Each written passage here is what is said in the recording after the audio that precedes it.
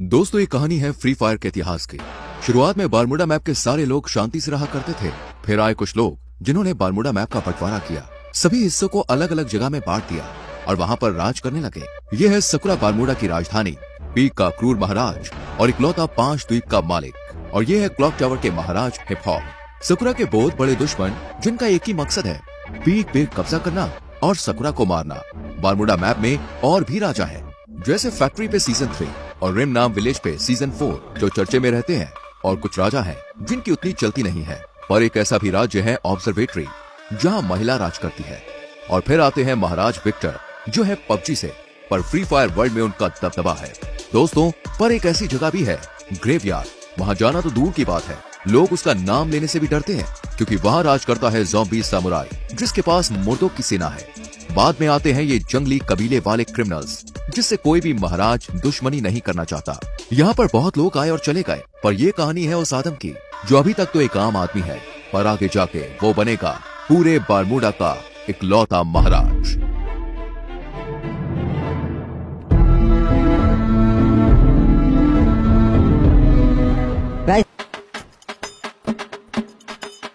चलो, अब और कुछ काम नहीं है, अब बाहर चलता हूँ। चाचा जी, मैं बैठक पे जा रहा हूँ महाराज की, शाम तक लौट आऊंगा, ठीक है? ठीक है बेटा, वहाँ पे अपना ध्यान रखना और महाराज की सभा में ज्यादा प्रश्न मत करना, ठीक है? हाँ, समझ गया, कुछ नहीं बोलूंगा, बस पीछे खड़ा रहूंगा। मुझे पता है आप फालतू में ही मेरी टेंशन लेते हो।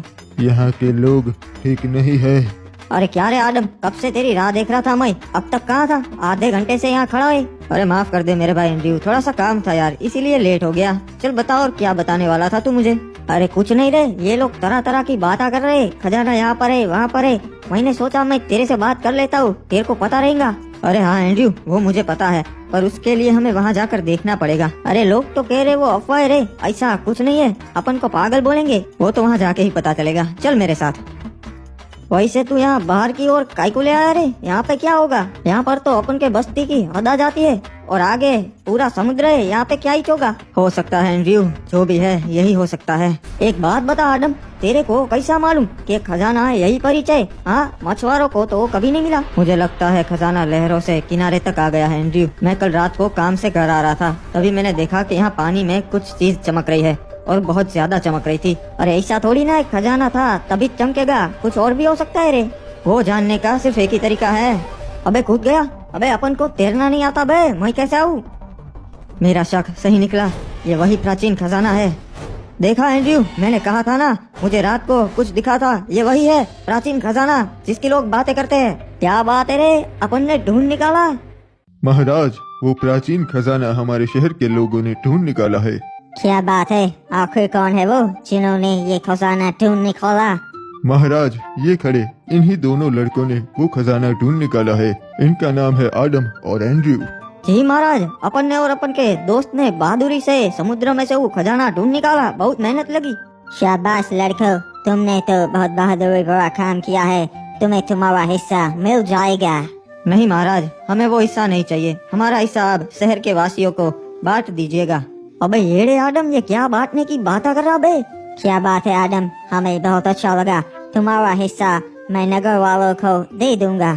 तो गाँव वालों, किसी को कोई प्रश्न है या फिर हम सभा बर्खास्त करें? महाराज को जरूरी काम से जाना है।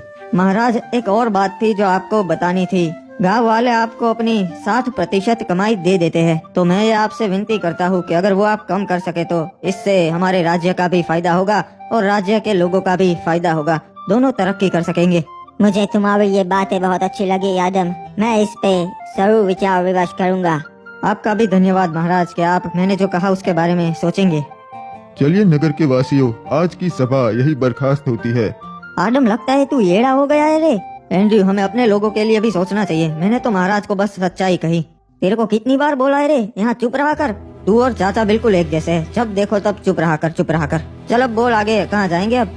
अरे आज तो फिस्ट फाइट होने वाली है फैक्ट्री पे, तू कभी आया नहीं ना, चल चलते, बहुत मजा आएगा। हाँ यार, सुना है वहाँ बहुत मजा आता है, चल चलते हैं, आज मैं भी देख ही लेता हूँ फिस्ट फाइट। हमें इस आदम का कुछ करना पड़ेगा, अपने बाप की तरह ये भी अब हमारे काम में टांग अड़ाने लगा है।